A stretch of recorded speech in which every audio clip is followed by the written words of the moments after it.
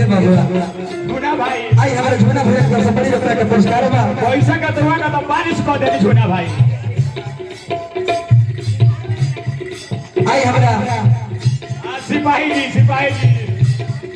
कहाँ रहने यहाँ के सिपाही जी वार्ड सदस्य साहब रिंकू देवी जी का तरफ से बड़ी रुपया का पुरस्कार बा पतिवानी के तरफ ठाकुर का तरफ से बड़ी रुपया का पुरस्कार इस तरह के जैसे कहा रही भगवान से बड़ी शुभकामना खाती बड़ी रुपया का बारिश से हरी श्रद्धा के जैसे कहा रही हे बाबुआ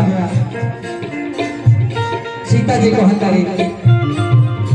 बचपन के दुखिया बाबा हो भाई बाबना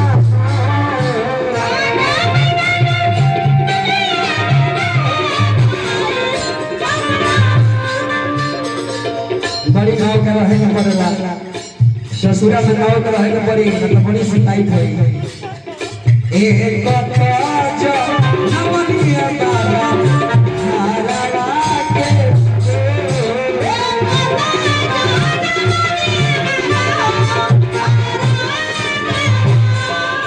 के बाबा आ चल फैला भिखा मांगत बानी जतरती हम